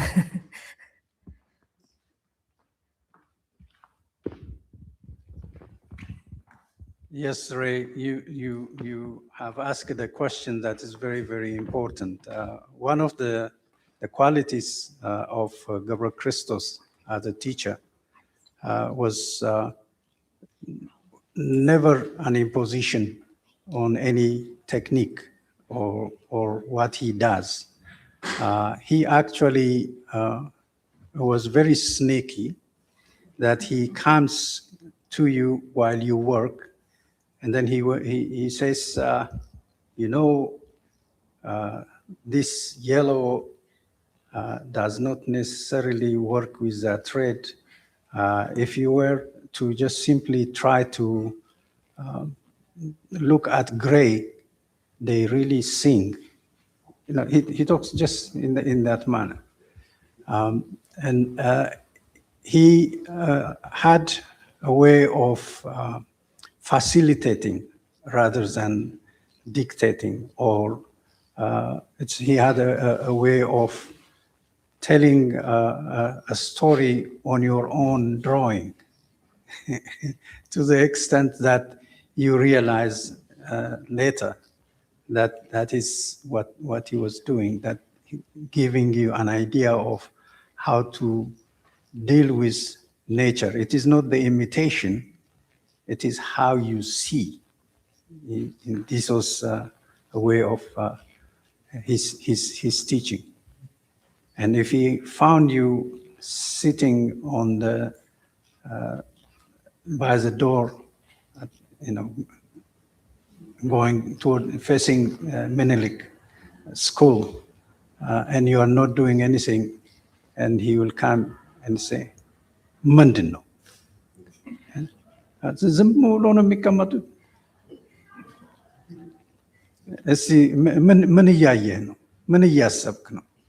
So what are you thinking? And what are you observing? Not just simply looking, but what are you observing? So it becomes personal. You either say, "Don't bother me." No, maybe you can say it inside, but you cannot articulate it that way.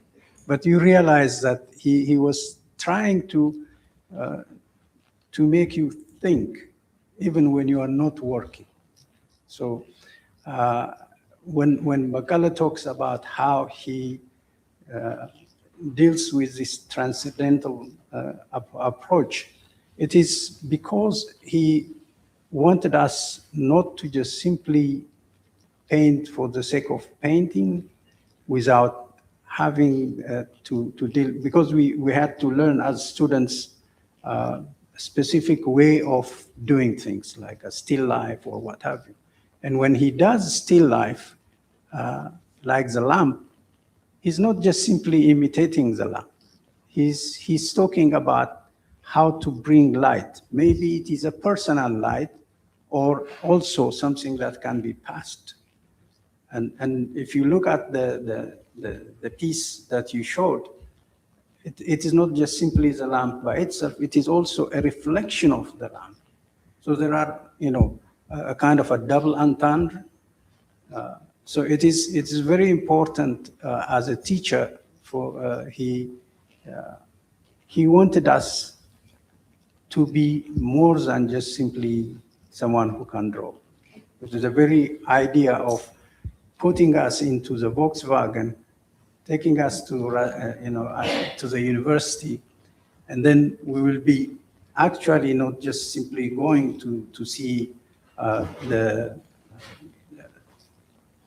theater, but we will be painting.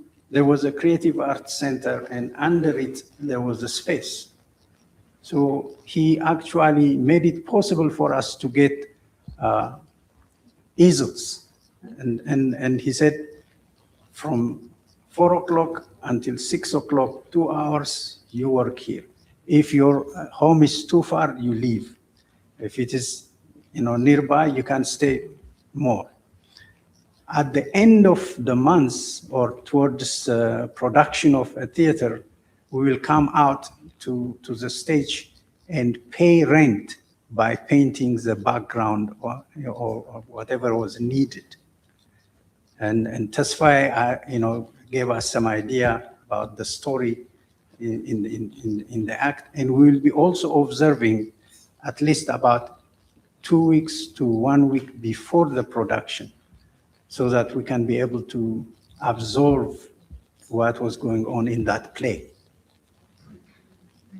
So you have to see how, as a teacher, he went beyond. I mean, he's not supposed to teach after 4 o'clock, but that is what he was as a teacher.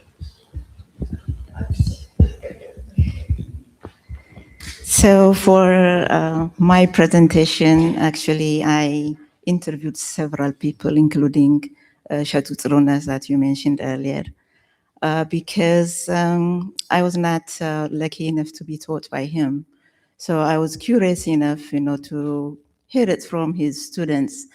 And one statement that I would mention in my presentation tomorrow, but I would like to speak about it now, is what Shatu had to say about Gebre Kristos' teaching. Like Acha said, the one sentence that struck me was, he said, this is a kind of teacher that you would have in terms of his flexibility. And he said, this is a person who entertained Wosene Kosrof's abstraction and Taddese Mesfin's realism in the same class. So that summarizes, his flexibility and openness to his teaching, I guess. Thank you very much, Professor Kapedic, attached to the chair. And yes, of course, Wosene had also given us some taste of that when he said that Gash Gebre, as he referred to him, never wanted his students to copy him or to be somehow facsimiles of him. He was hoping to be somebody who would enable them to become their own creator, and the direction of Wosene's work would speak to that. And I think, to speak to Acha's comments on the experience of being in the classroom, Wosene also has written, it's in the Gebre Kristos Desta Painter Poet book that the IES published some years ago. There's an interview with Wosene in which he describes a still life class where Gebre Kristos Desta arranges seemingly ordinary items, on this table. And before I can't remember his exact words, I wish he were here to say them himself, but it is along the lines of, he arranged them until they came to life. So he brings this still life, he animated this still life in front of his kind of students. But Bekele, you want to say? Yeah, just to add a couple of incidents for Ray. Hi, Ray, thank you for your question. He's following us, I think. Gebre Kristos didn't teach me, of course, but he came to art school 3 months before he left for good. And I was lucky to be criticized by him. I mean, he criticized he added a comment for my drawing. But these incidents are told by Taddese, 2 of his students, Taddese, the other Taddese, and Taddese Mesfin, the one we have been talking about. This Taddese Oldaragay. Yeah. Gebre Kristos used to teach them a composition, and Taddese brought his composition, a guy about to drink a poison to make suicide anyway. So every week, Taddese never improved that composition. Gebre Kristos is coming and trying to critique him, trying to comment him. Again and again, the same thing. After 4 or 3 weeks, Gebre Kristos came. What happened? He showed the same thing. So Gebre Kristos said, either you drink this poison or spill it. Next time, I don't want to see this. So he's a kind of performative and entertainer. And another one, what the other Taddese told me, when they do cityscapes, once Taddese did a cityscape at night, and unconsciously, every window has light it's in the evenings visible. Oh, Desta, what are you doing? Let them some sleep. So he didn't say brush this or paint this. Let some sleep. Wendy, did you want to add anything at all? No. Konjit, did you want to add anything? Okay. Yes, we have a couple of questions, one at the front and then one at the backs. I was curious. I was thinking of sort of proto-influences in terms of both the poetry and the painting. And I presume that in Ethiopia there is a strong storytelling content with children when they're young. And I don't know what percentage of that is religious and what percentage of that is, more sort of phasenomorphical storytelling for children. But I'm really curious about that, and that leading in, a strong tradition of that leading into poetry as part of life as adults.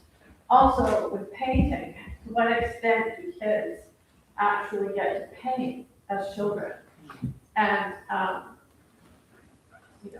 how many of the people in this room did that and ended up painting as adults? Wendy, I think you should take the microphone. I think you should start because you're in children's stories.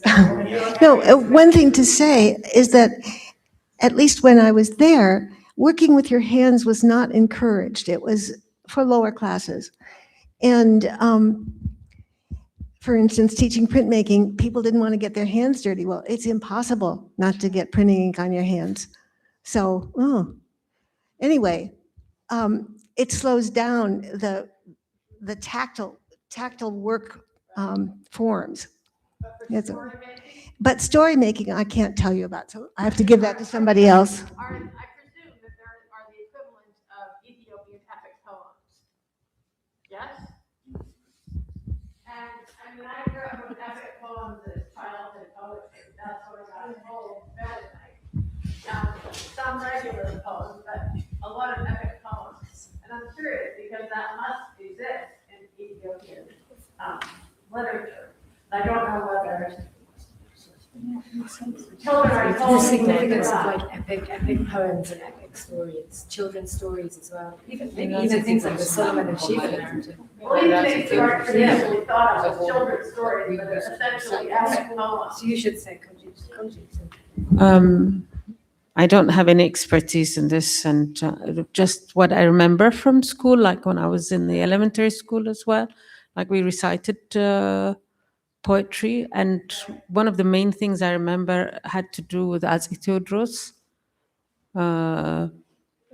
the Emperor Theodros, who committed suicide in 1868 when the British came, and the Abuna Petros, and so we were made to read and recite. That I remember, but I've never kind of worked around that.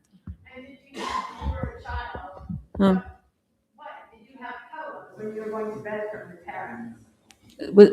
What did we have? Did you ever get poems when you were going to bed from your parents? Poems before we went to bed. Yes. I know it's great. Yeah.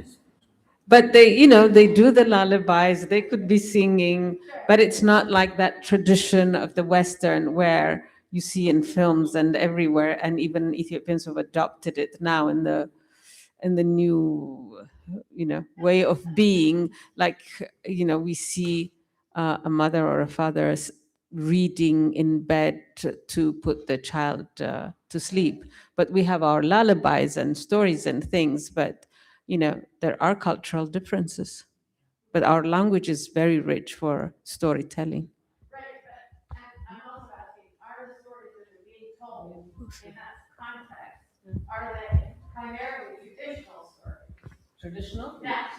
There are many folk stories, of course. Isn't it? Like Tarat Yelam Baret, Rat Yelam, Tarat Yelam Baret. እሷ የዚህ ሀገር ናት እና ስለ እናታችን ስለ ተረት ጠይቃናለች። እሺ መልሷ Daratin malusu, afen. This is how it starts. Isn't it start of that? Isn't it like gather the sheep or the or put to bed? Yeah. The concept, the misunderstanding. There is a cultural, interpretation. The values that I talked about earlier. I think we have a way of, rearing children. Our mothers told us stories. My dad was not around that long, but he used to also have occasions where he throws, a few. We are continuously learning, verbally, and that indeed would stay very long. We can even see how she tries to tell us, how do you do this give and take interactivity.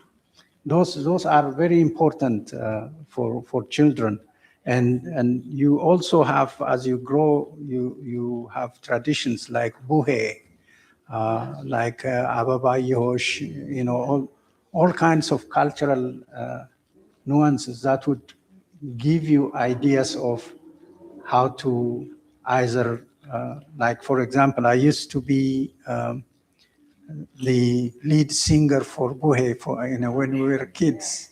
You go from house to house and try to praise the owner of that house, although you may not know him. And then try to convince him, so that he would be pleased and give you a bread or, money, what have you. So, yeah. And then when you go to school, there are actually illustrated books, the various titles which she just said. So we do grow up with all kinds of interesting stories. Have that image of your mother just before you're going to bed reading to you. But storytelling and readings, even at school and outside, are always there. Yeah, we have there's also a question at the back. I'll come back to you, Gabetic, because there was a hand up for a while. Yes, sir. Before I came to the country in 1995, University and Desta, I worked in Kyoto. I used to live in Addis. I went to holiday there and over 10 years. In one. But fortunately, when I came here, I married in the United States. That time, I had the chance to see most of these artworks in the United States. Most of them. And then, actually, last month, we went to Addis. We visited the Desta Center in Addis. Thank you to Professor Bekele. She managed it. We have 15 colleges. Am I right? Right? 15? 30. 30. All right. So less. However, in my opinion, I think in the opinion is a fact. Most of these artworks, the majority are large. Most of them by immediate families, in the government somewhere in the United States, or an artist back in the river. The saddest part of the story of the resources, most of these artworks were not known by the public in Addis or in the United States. My question is any purpose done, what is that get these collections by law or by donation? So the people in Addis or the United States can see the artworks. If any work be done, with what be done.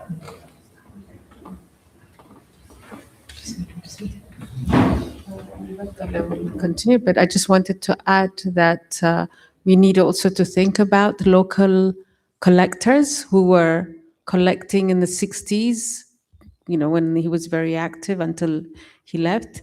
And then I think we need to mention Mesfin Oda, someone in the 70s, even after he left the country, made sure to find works dispersed in the country, in the city, and by buying them, he collected them, and he had a huge collection. The biggest collection is by Mesfin Oda, and for the first time I saw an exhibition of Gebre Kristos's works thanks to his collection and some of the family members who brought his works, and at the Alliance, I think it was in the early 2000s, there was a big show of his work and we were all able to see them. And then there was another celebration of his life a few years later, and again from the collection of Mesfin Oda and the family, there was an exhibition and a celebration at the Sheraton. And then, the works that we used to see at Wabi Shabele, some banks, Ras Hotel, and the National Museum, compared, like, for example, Skunder, his works were more available for the public. And I think even in an interview on Kum Nagar, I read him saying that even outside Addis, in places like Jimma and other cities, that his works were available in public spaces. I just wanted to add this. Yeah, a few years ago, we tried to locate where his works are, at least in Ethiopia. Most of his works are in the Ethiopian Commercial Bank. Then Ato Debaba Yohannes was one of his friends, and they used to commission him. Most of them he donated, I think, in Addis Ababa, in most of the Ethiopian commercial banks, in Jimma, in another province. The rest, as Konjit said, Mesfin Oda, I think most of them sold out already. When his wife was in trouble. And Abata Makuria had a number of them. When Gebre Kristos left, he left like big size 12 works or 10 with a letter. When I'm coming back, I will collect them, and so on and so on. Abata Makuria passed away, and all sold out before he died, I know. The rest, there are 2 collectors who had like 8 and 10 of them, and hotels, as Konjit said, and the regional government offices had a number of them. So we tried to locate which is where, but to have them at least as a loan and make them accessible to the people. We need 2 things. One, either political commitment from the officials, either a big amount of money, I don't know, coming from where, but we have to come together and form a kind of committee by committed people, like Kurgana, Babancha, and so on. We tried some time, and trying to do the job. Either money or political commitment can do it. So it's widely scattered across the country.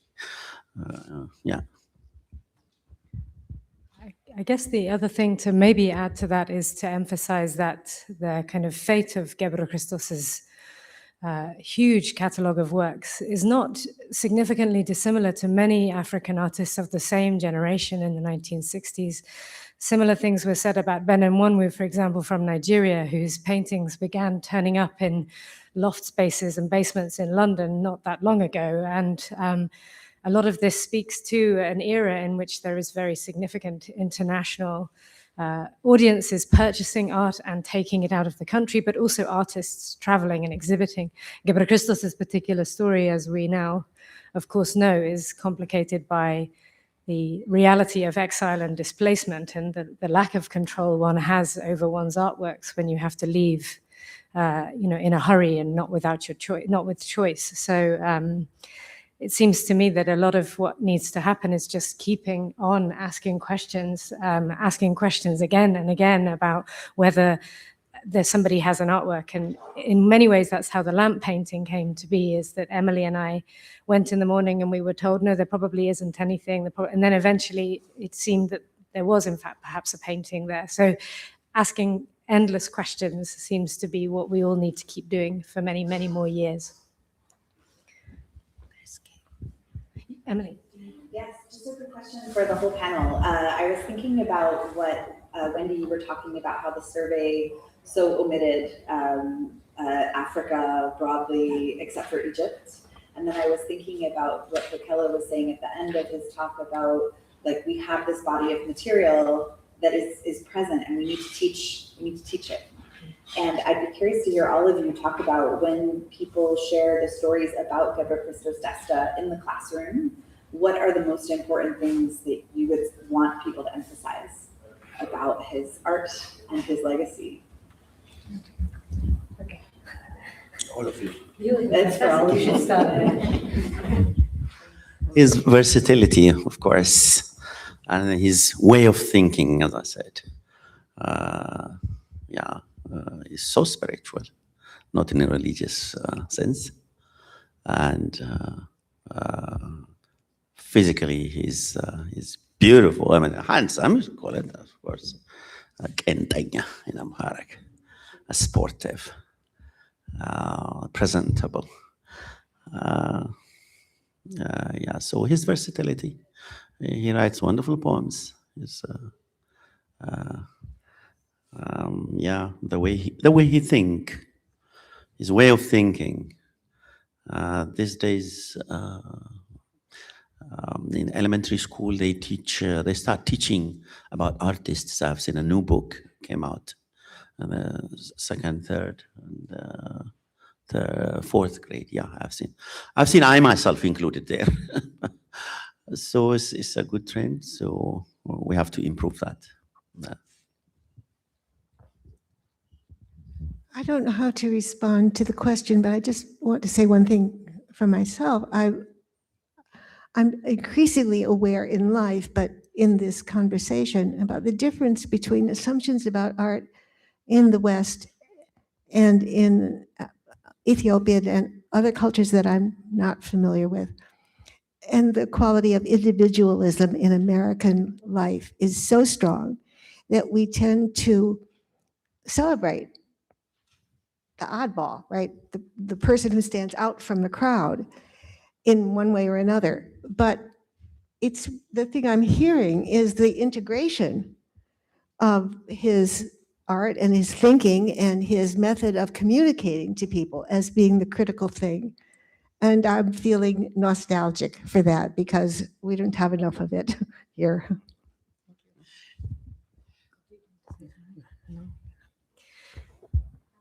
I mean, Emily, I feel the work that you are doing here at the Russell Center is really significant in terms of thinking about Gebre Kristos's reach and import, not just in histories of Ethiopian art and global histories of Ethiopian art, but in your case, in histories of the American West and histories of American art in the 1970s and 80s, etc. So I think, he has this, he has a place in this history clearly, and that is what you and your wonderful students have clearly been working to bring to the fore. And I would say by extension also, to speak to the very Eurocentric books that Wendy was teaching, Gebre Kristos belongs in those Euro histories as well. He was in Cologne at a phenomenally important time in Western European art history. He was there just before the first documenta. He was in the mix of very significant abstract painters, several of whom he later spoke of at length as being people who influenced his practice. And so Gebre Kristos should be studied by European art specialists because he's part of that conversation as well. So I do think, there is work to do to make sure that he's included in all of these stories in which he made contributions that extend certainly from Addis Ababa outwards in the country, but also very far out in the world as well.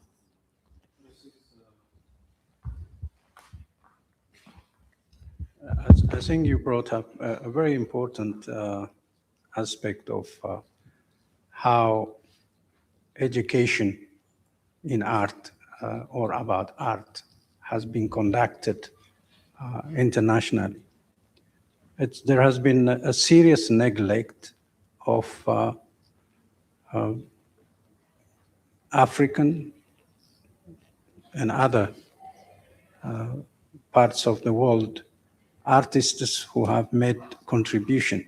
Now, about the Ethiopian culture which has contributed to world civilization tremendously, both in thinking as well as also visually, verbally, and in terms of perhaps a deeper knowledge about humanity, as being Ethiopia being the source of humanity. This, as we have been told now by those who are doing serious research, they think that that origin needs to be really studied very seriously if we are to survive the next century. That there is something different about Ethiopia, in addition to the Adwa victory, which has angered and had made people to do some revenge in some ways. I think instead of celebrating the fact that there is Ethiopia that has given so much to the world, that we are actually trying to make sure that she doesn't exist, that we will be divided simply from the Italian contribution of divide and rule, even though it was a very limited time, 5 years. They came with a mission to make sure that this ethnic division would be the best way to control. I think it is about time that the world learns this wonderful gift and celebrates. But as for Gebre Kristos and many other artists from the third world, we need to consider as well what it is that they have given to the world and make it part and parcel of every curriculum in art. The only way is to share, and share without being divisive, with the best way to give humanity a continuity. I believe we have time for one or so more questions. Or a comment? Does anybody have anything they want to contribute at this point? If not, I would love to ask our panelists, since they're here and on the spot, I would love for each of you, we've been talking about this personally in the last few days, about what it means to be here in Oklahoma for you. I wondered if you could speak a little bit to, you've shared the photograph of yourself, but if you might reflect a little bit on what it means to have come to Oklahoma, I think it might be a nice way for us to wrap up this panel. Do you want to start with? Anyone want to start? Wendy. Well, I've never been to Oklahoma before, and I'm just having this fusion of arriving in Ethiopia for the first time and arriving in Oklahoma for the first time. And that's just a point of wonder for me, so. Oklahoma. First, I came across this term when I visited my friend very long ago in Alamaya Agricultural College, then now university. Then for the second time, when our history teacher posted the saddest news, Gebre Kristos passage, when we were third year students, when coming out of class, we have seen that sad news posted below the board because it's not allowed at the time. Oklahoma is written there. The third time, I heard in Tzaggai Gebremeddin's poem dedicated to Gebre Kristos. Oklahoma, I already sent it to Emily. Yeah, you have it here. So the fourth time I'm here, for the first time before last year, yeah. So I felt like pilgrimage when visiting the cemetery. I was so emotional, and yeah, already now attached closer than its physical distance, very close to Addis. That's what I feel. What can I say? I didn't have anything to do with Gebre Kristos Desta directly in my life because I wasn't his student, and I didn't go even, for people like Bekele who were not his students, but they went to the art school. So there's that, I felt there's that connection. And then I was thinking like, okay, if it's Skunder, I've had, even though I've never met him and I've never talked to him, but I had that relationship because I did some research and had a tribute show for him. And if it's Afork Tekle, I knew him personally in family. But Gebre Kristos Desta, ever since I arrived here, I'm trying to remember the only time I saw him, maybe I saw him more than once, but I was very, very young, and it was at Gannet Hotel in Addis, where my father played tennis, and then there was the bowling alley, where there was a bar as well, and they were all standing and drinking, and I remember being shown this man is an artist, a painter, and it didn't click, but I remember him. I remember that face, and that's it. And now coming to this place, and also, ever since I arrived, I kept saying to Emily and Kate, it's like, it feels so surreal. What is this man doing to me, or with me, for me?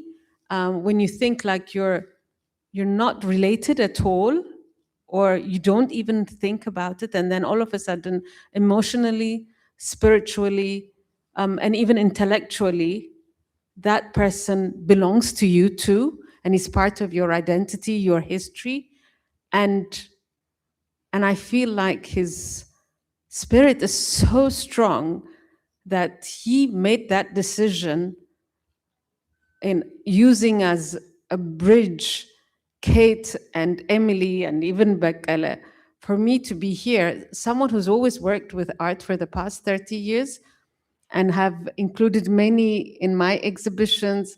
And I was also honored by having Acha, his student. Many of his students have shown. I've curated many of his students' works. I think I need some time and detachment for me to really understand what is happening to me. And also, like, when I came, I had a draft. I'd prepared something else. But finding myself at his grave completely changed my emotions. And I was asking, is this a pilgrimage? What is happening? You know, like all of a sudden I'm here in Oklahoma and I'm there and I'm with him. And then the strangest thing for me was we have this group chat, and it was you, wasn't it, who sends me the picture you saw when we went to visit his grave. And also she mentioned that he died 3 days ago on that day, and I happened to be there standing, and she tells me, and then afterwards she sends me a picture I didn't even know she took.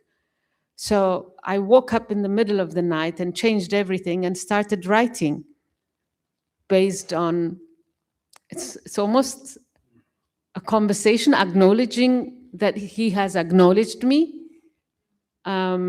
So I think I need some time to process all this. And also, this booklet was given to me by this archivist. He's an engineer, but he does a lot of archiving, and he's called Andreas. And I met him for the first time 3-4 years ago. And out of the blue, the second time we were meeting, he brought me 2 pieces of these catalogs, and it was interesting. But yeah, it's good, and I had kept it. And then it dawned on me before coming, and Kate was looking for somebody else because she had taken a picture of a poster that belonged to some collector, and she was talking about it, and then I take this out. And then just before coming, it was all this thing like the curator, somebody, we never used the term curator, even during my time, in the early years of Asni Gallery, you organized the exhibition. Curators belonged to museums. So I had this thought. So my impression, it's so intimate. The place is intimate, the town is intimate, where the grave is intimate, Oklahoma is so intimate, and this space is so intimate. And then I think he controls the situation. And I'm very grateful for everyone to be invited here and to discover also that through him, I was able to create the piece I read. And I'm grateful to him, and I'm grateful to everybody. Thank you.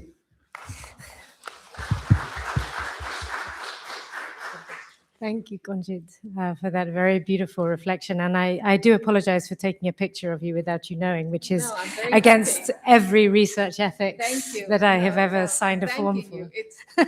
I'm very glad that it provided a kind of passage to your thinking. But I want to thank all of our wonderful esteemed panelists. This was a beautiful way to start our 2 days of activities with people who knew him in his lifetime, people who are doing everything to continue his legacy in Addis Ababa, and people who are unearthing and bringing to the fore new ways of thinking about Gebre Kristos. It is a beautiful start to the conversation. So if you could put your hands together to thank our panelists one more time. Thank you.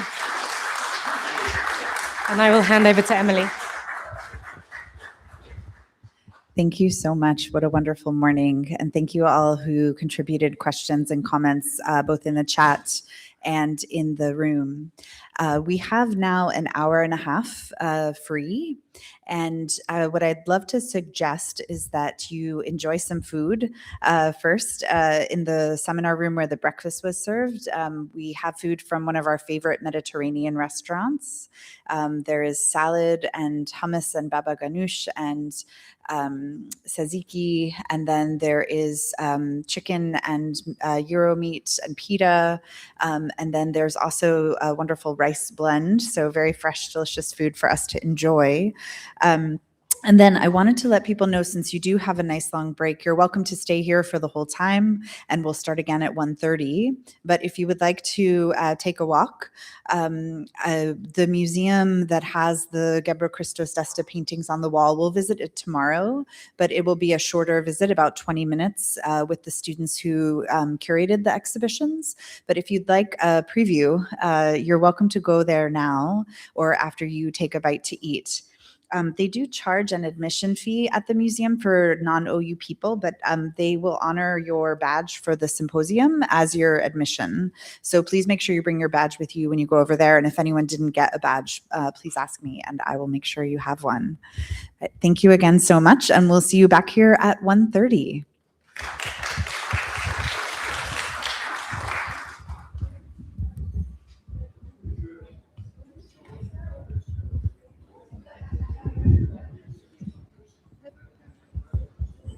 Do you want to